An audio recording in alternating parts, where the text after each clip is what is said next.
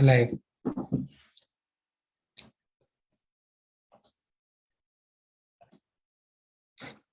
Good evening, ladies and gentlemen. Good evening, our esteemed teachers, astute academic professionals on the call. We are back again on today's edition of the Inspired series brought to you by the Maltina Teacher of the Year project.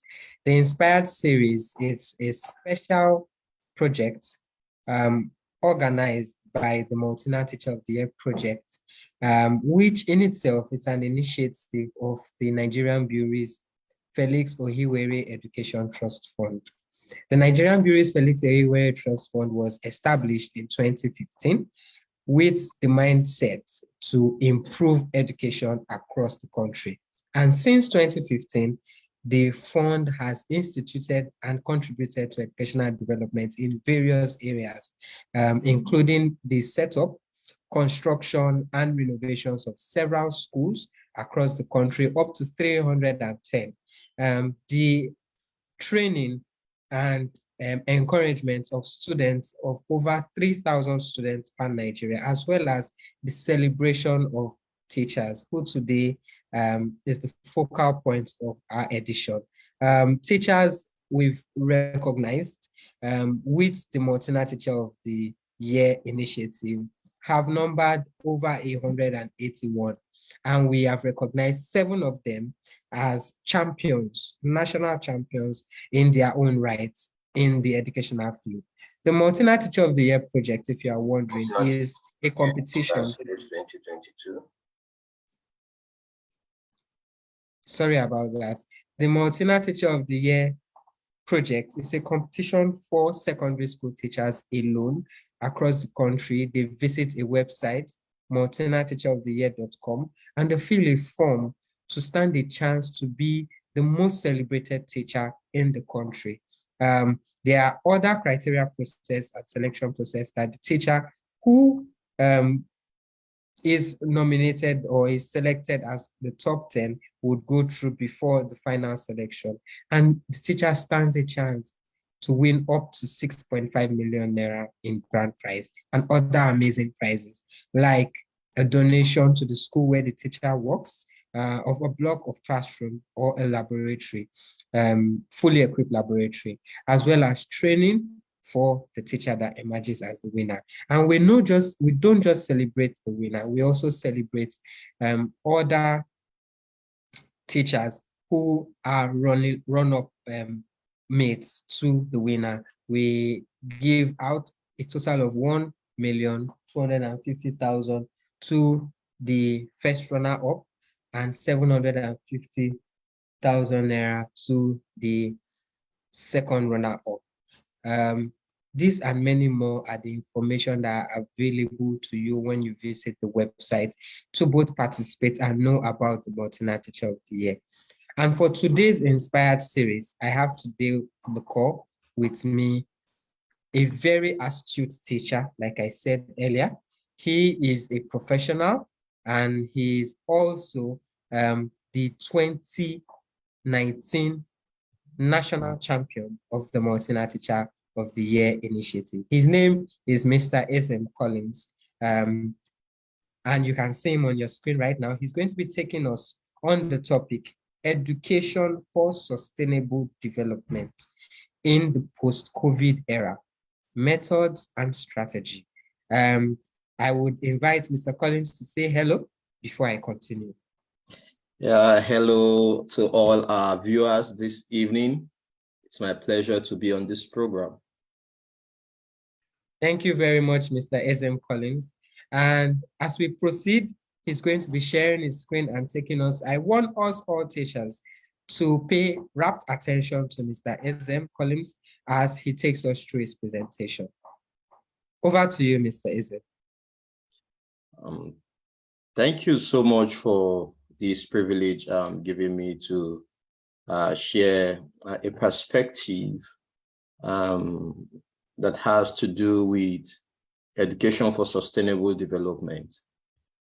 Each time I have opportunities like this, I don't take it for granted, because for me, it is an opportunity to add value to the lives of the society, to the lives of children, lives of teachers, parents, and the society at large. Education is one area that has not been given so much attention, especially in terms of the provision for facility, in terms of budgeting, in terms of teacher training, and also in terms of upgrading in different aspects of education.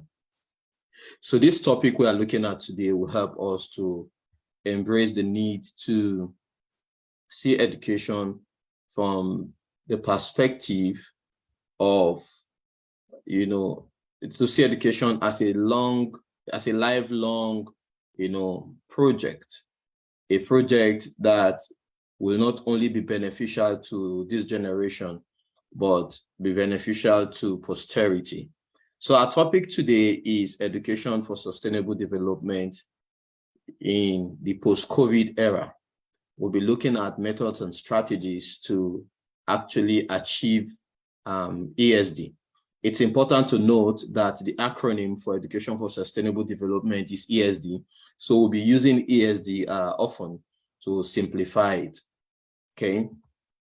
So looking at the concept, you will discover that the concept is loaded with very important terms or words that need to be demystified or explained.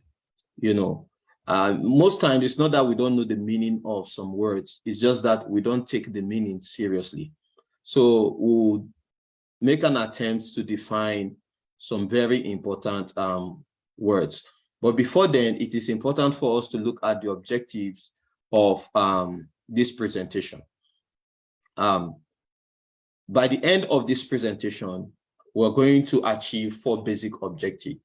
Number 1, we're going to understand the basic concept associated with this topic. The basic concepts here are education, sustainable development, and so on. And then we are going to discuss the scope of education for sustainable development. By scope, we mean the features, the characteristics, what it entails, so that we can have a good understanding of what we are talking about. And number 3, we are going to look at the general methods and strategies that we can apply to enable us achieve the education for sustainable development, in this post-COVID era. And finally, we are going to share practical ideas on how teachers can promote education for sustainable development in and outside the classroom. This is very important because teachers are actually the foot soldiers of the curriculum. So now let's look at basic definitions. The first definition we see here is education. Education. So we are going to look at what education is. Education is simply the process in which the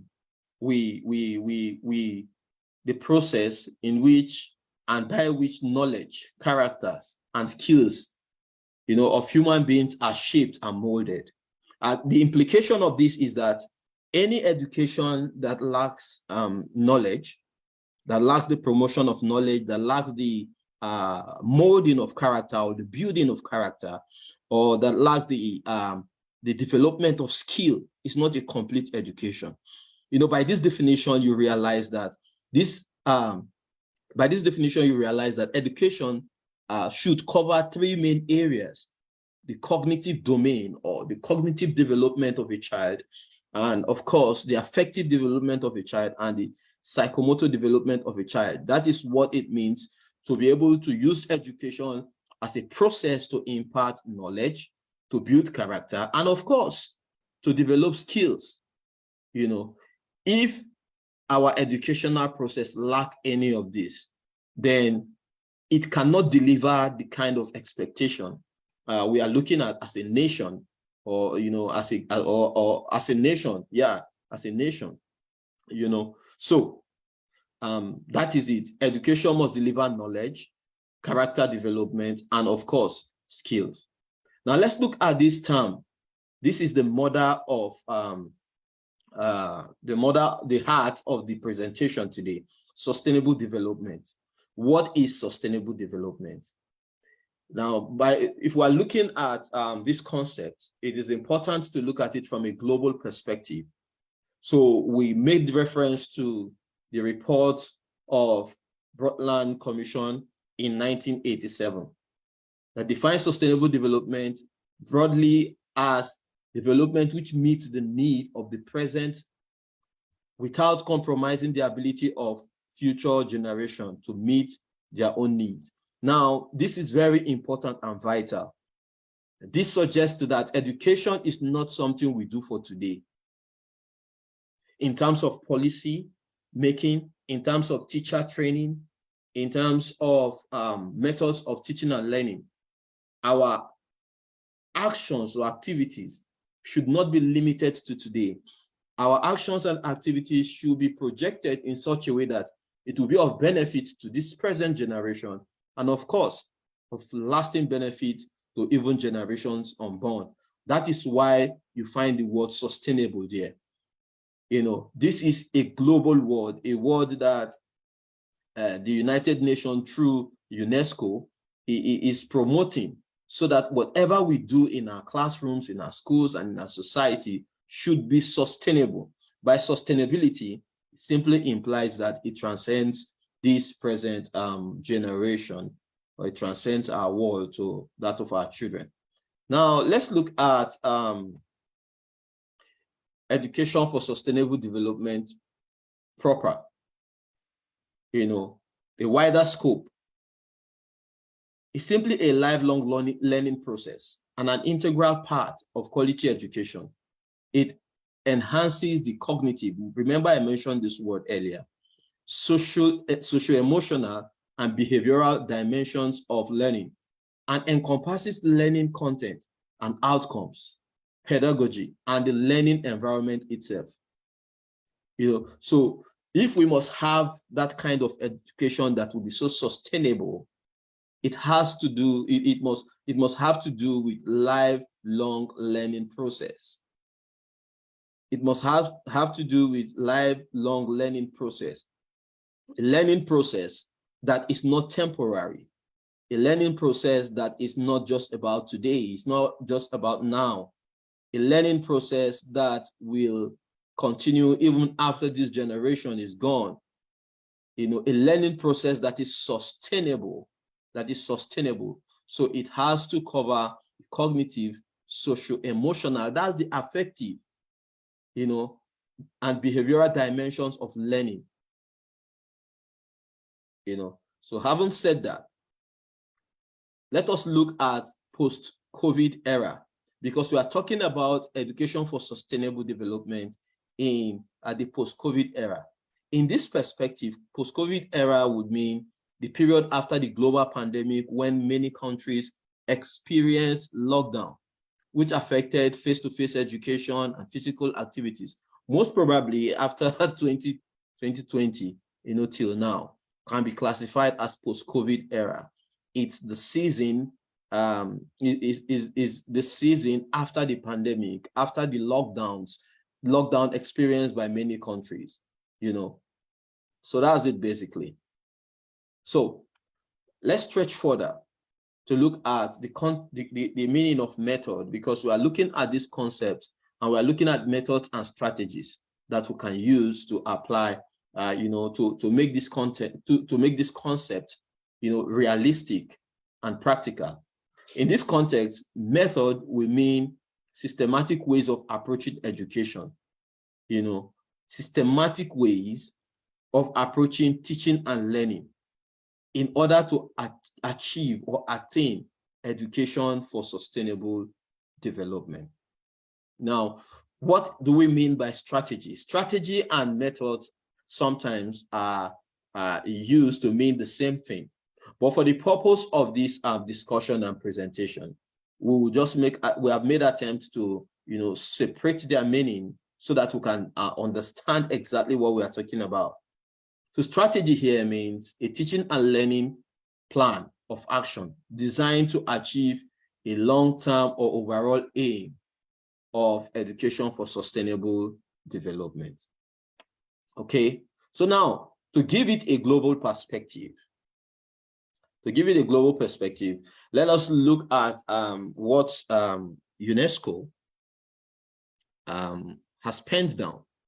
According to UNESCO, in 2019, education for sustainable development has been defined as the imparting of knowledge, skills, attitude, and values that will enable an individual to work towards building a sustainable future.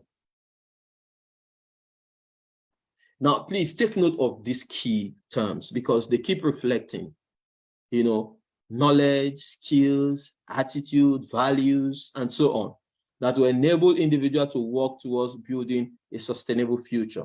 And that again goes to show that it is not all about now. It is not all about today. It is not all about the present. It is not a temporary approach to education, you know. So it has to do with something that will go a long way to sustaining the future.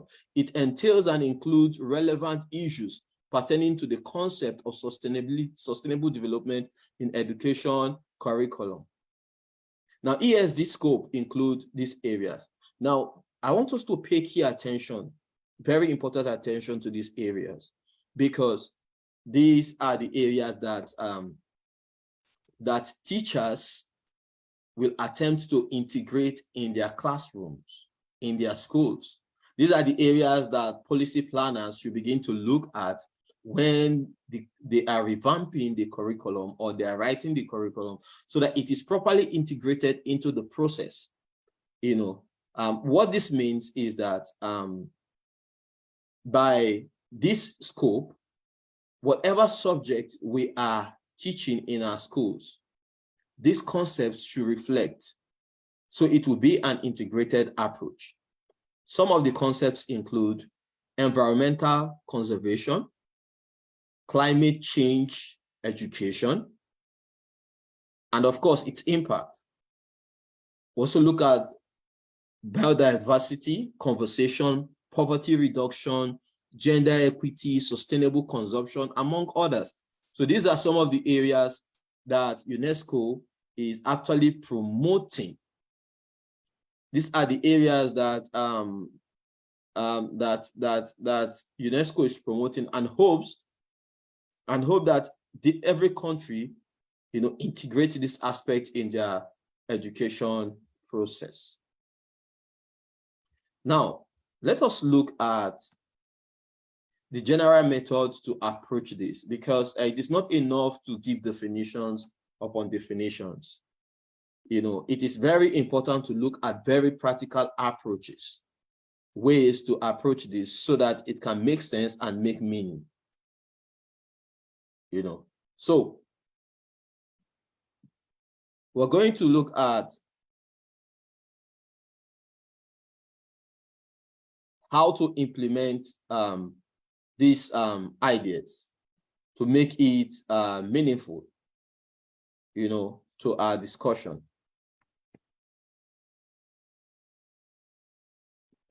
So one basic thing we are looking at is the fact that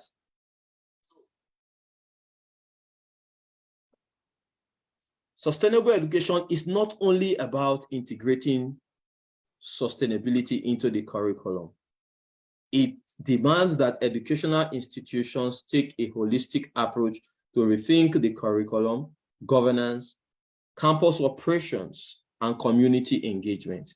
And what this means is that it is not enough to keep talking about sustainable education. It must permeate every area of our school life. It must permeate every aspect of our educational life. It has to reflect in the curriculum. It has to show in what we want to teach. It has to show in how we teach. It has to show in the objectives, the aim of our teaching. It has to show in our policies. It has to show in the kind of structures and facilities we provide in our schools. So if it doesn't reflect in everything we do in our schools, then it is not going to be sustainable. It has to reflect in our community engagement. You know, so That is the only way to make it sustainable. Now, the first step, the first strategy we have to employ is that we have to make an overview of what courses we want to teach in the Nigerian universities, what courses we want to incorporate, the ideas, want to integrate into our educational system, so that at the end of the day, we are actually achieving this. So the question is this: what are the courses that we truly need in Nigeria? There was a time, I think during President Olusegun Obasanjo's regime, he tried to scrap some courses from our universities, courses like sociology, and so on, making mention that they have no practical impact in our immediate society.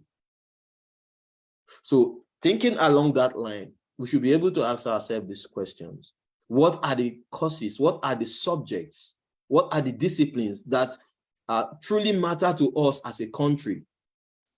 What are the courses that when we study them, by the time we leave school, we can use them to add value to the society? And if we choose these courses, how practical are these courses? So, and this starts from curriculum mapping. This starts from looking at the needs of our society. The kind of engineering we study in our schools, are they enough to solve our technological, civil, and electrical and electronic problems? Are they enough to solve our environmental problems? So it starts from the courses we want to study in the university, and down to even the subjects we teach in our secondary schools and in our primary schools. How relevant are these subjects? So to ensure that education for sustainable development have a practical expression in our society and in our education, we must first look at what we want to teach. What we want to teach is very important. What we want to teach is really, really important. The kind of economics we study in the university, are they really practical or adaptable to our society? Can they produce the kind of result that will solve our problems? So if they cannot, then it means that we are still scratching the surface of sustainable, education. So another way to integrate sustainable education, to create awareness about it, is to organize conferences and workshops where we can share ideas and engage teachers in the discussion. For example, we mentioned gender equality, we mentioned the management of our environment, we mentioned climate change, all as part of sustainable development, sustainable education. How will teachers pass these concepts? So we need to have conferences and workshops where teachers are taught on how to integrate these concepts. These concepts should be integrated right from when you are planning your lessons. It should be integrated. If a teacher is teaching chemistry, the teacher should be able to integrate some elements of sustainable education in the teaching of chemistry, in the teaching of physics, in the teaching of religious studies, in the teaching of commerce and accounting and bookkeeping and the rest of them. So that by teaching one subject, you are achieving so many other objectives. Another thing we need to do, which is very important, is to find teachers who are really passionate, right from our primary school to our universities, professors who are really passionate about education, who can help to revamp and review our curriculum, who can help to, put certain elements in our curriculum to meet our societal needs. Mind you, education for sustainable development is a global concept that must have local relevance.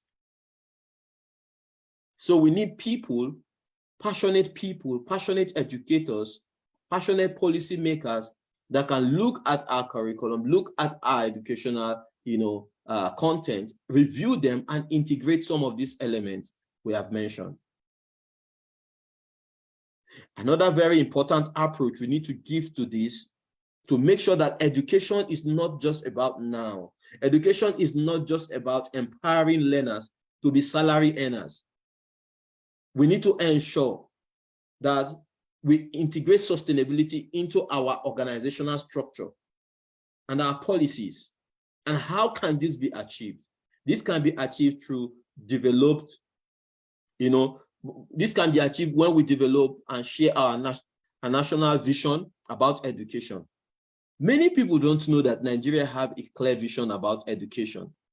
There's a national policy of education that we need to look at again and again. That vision that says that education should deliver to us a great and dynamic society, an egalitarian society. We need to look at that document again, so that it is a shared vision.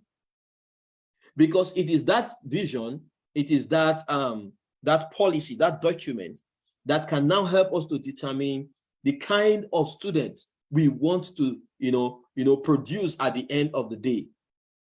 In the Western world, there is something called expected student outcomes. Expected student outcomes are the qualities, the cognitive, affective, psychomotor qualities you expect from learners by the time they complete a particular aspect of education. For example, by the time a child stays 6 years in primary education, as we have it in Nigeria, what kind of child do you want to see socially, psychologically, emotionally, academically, and productively? What kind of child do you want to see? By the time a young adult spends 6 years in secondary school, what kind of young person do you want to see? So we must have an idea of the kind of graduates we want to have. So it is that idea that now determines our policies. It is that idea that determines that determines everything we put into our educational system. So these and many more are some of the ways to integrate education. Now, there is a very important one. We need to convene a working group to further this concept, education for sustainable development. It can be at the national level, state level, local government level, community level, school level. We must have a group of people who serve as think tank for our educational system, to embrace the kind of education that will sustain development that can transcend this generation. There must be a group of people thinking.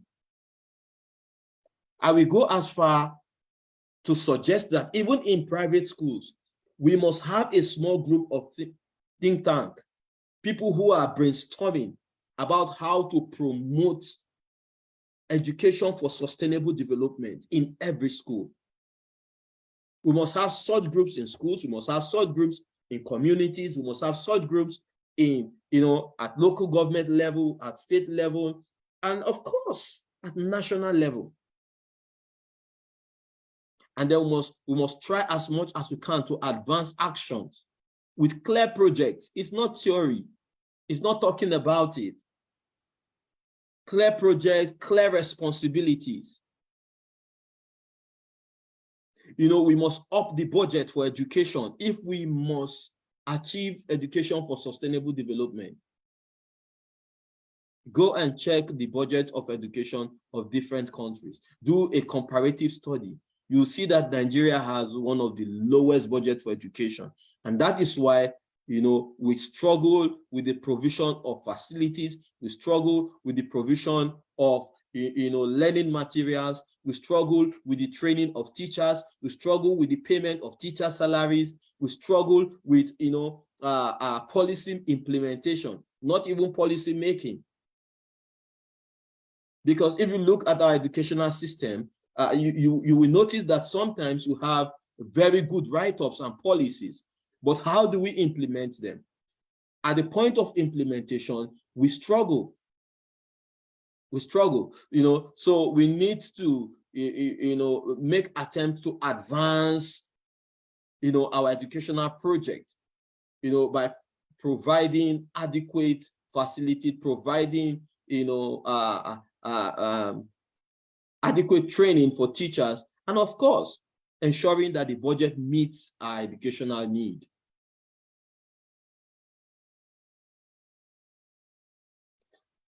Now, another way again is to help the local community to become more sustainable. Organize a sustainable development day for students. See, this thing we are talking about sounds very big and lofty, but we can beat it down to the level of students. Every school should be able to organize a special day for sustainable education, a special day where students have opportunity to develop projects, develop programs that has to do with gender equality, that has to do with climate change, that has to do with energy, that has to do with poverty reduction. Students should be involved, learners should be involved from cradle. We can develop projects from primary school to secondary school to university, such that students already have an understanding of, what sustainable education for sustainable development is.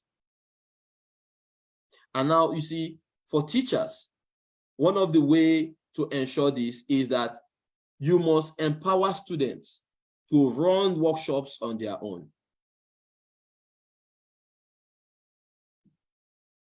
The students can facilitate workshops, students can facilitate projects, students can facilitate community outreaches, that are focused and tailored towards education for sustainable development. Our students can provide solutions. See, these are the things we should be doing in our schools. For example, if you are teaching government and you are teaching constitution as a topic, you should be able to have students in the class make a draft of classroom rules and regulation. That is, you put them in groups and make them to design rules and regulation that can govern their class. By so doing, you are driving home the practical aspect of the topic constitution, because now they are involved in policy making by making those simple rules, instead of them just mastering the definition of constitution and knowing the various features of the constitution. They should be able to practice it. They should be able to make, drafts of rules and regulations that they want to submit or suggest to the school authorities or management. By so doing, we're integrating students into providing solutions to our societal problems and needs.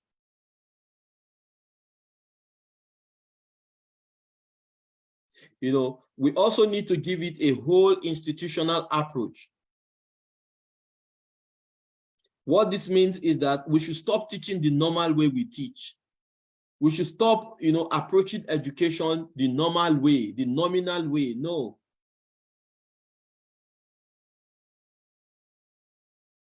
We must ensure that we share it as a vision to every member of our school communities.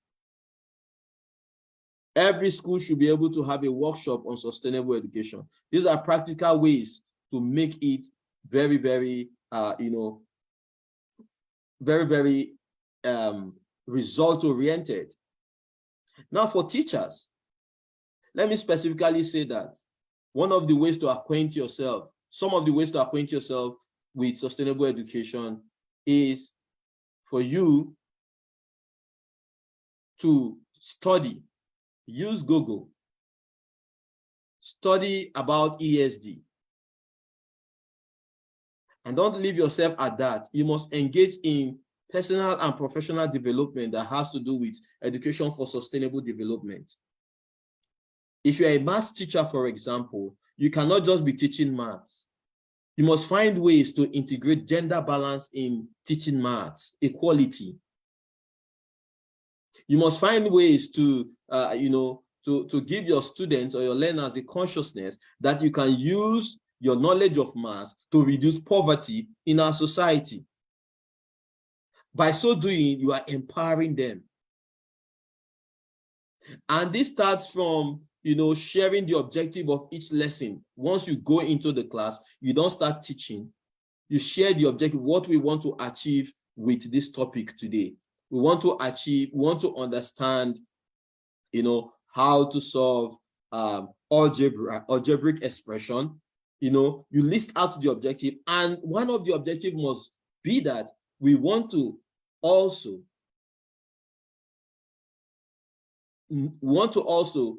understand how we can use algebraic expression algebraic expressions to solve the problem of gender violence.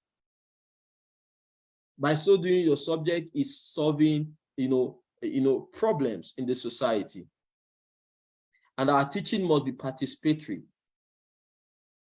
We can no longer have teachers standing in front of students, as the custodian of knowledge, while students are just listening. We must adopt a method where students are fully involved in the teaching and learning process. We must adopt a method that will make students to participate. We must facilitate our learning. Teaching today is not indoctrination, it's facilitation. So teachers must adopt that approach, in order to make some of these elements or scope of education for sustainable development practicable. And this one I want to share now is very important.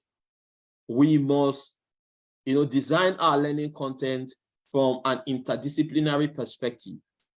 What that means is that if you're teaching economics, for example, you should be able to bring some element of other subjects in the teaching of economics. For example, it is not enough to say, oh, what is demand and supply, or define demand and supply. You can design a test tool or a discussion topic that says, how does demand and supply affect the commercial activities in a given area, in Oshodi, in Wuse Market? We must be able to apply this concept to our immediate environment.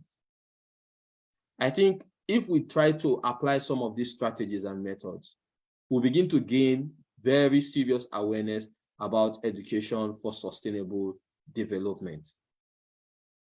So with all I have said, I believe that we've been able to achieve the objective of this presentation. We've been able to understand the basic concept associated with this topic. We understand education, we understand sustainable development, we understand what we mean by the post-COVID era, and then of course we've been able to discuss the scope of education for sustainable development. We have looked at the aspect of climate change, gender balance, and different other areas. And we have also looked at various ways by which we can achieve education for sustainable development. And then we have shared practical tips that teachers can use to ensure that sustainable education for sustainable development is achieved. With this, I believe that we can have better education, we can have better teaching and learning experience, we can have better crop of teachers, we can have parents supporting teachers, we can have government supporting education, and making good budgets that we help to achieve our educational aims and objectives. I think I should stop here to take questions and answers.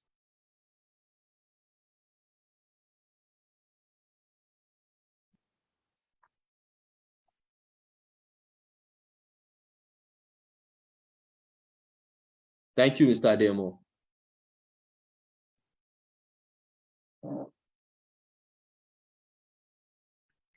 Yes, thank you very much, Mr. Ezem Collins. It's amazing.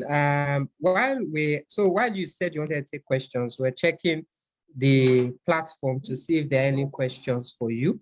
But while we do that, I want to appreciate you for this session and the in-depth level that you've brought into explaining what teachers out there should know in terms of teaching and rules of various courses and subjects for SDG. That's very, very wonderful. Thank you very much for that. As we round up, I also want to enjoin our viewers out there and teachers particularly. If you know a teacher out there or you are a teacher, please visit www.maltinateacheroftheyear.com to enter for a chance to become the Maltina Teacher of the Year for 2022. And you get to, win many amazing rewards, both quantitatively and beyond that. I just got feedback that there's no question for you, Mr. Ezem, on Facebook, and that must be because our audience are being able to understand what you've said very well. And that's credit to your abilities as a teacher. I'm sure as our other audience watch the video over time, they may have questions for you and we'll drop it on the chat section. You would be able to respond to it and we can also direct it to you in the future. As I was saying, please visit Maltina Teacher of the Year website to apply to stand a chance to become the Maltina Teacher of the Year for this year. You get to win up to 6.5 million naira in cash prize, as well as the chance to be trained internationally and a reward to your school where you work with either a block of classrooms or a laboratory, fully equipped laboratory facility. I also want to state that the first runner-up would get 1.5 million naira in cash prize, and the second runner-up will get 1,250,000 naira in cash prize. And this is not just limited to these three personalities. Other state champions across the 36 states, including the FCT, also stand a chance to win up to 500,000 naira in cash prize. So why wait? Why wait till later? Tell somebody about it. Apply for the Maltina Teacher of the Year. Thank you very much, Mr. Ezem Collins. It's been an inspiring session, indeed, inspiring session. As we bring this to a close, I want to say stay tuned. Join us again for more inspired series as we bring the campaign to a close. Thank you very much and stay blessed. Thank you so much.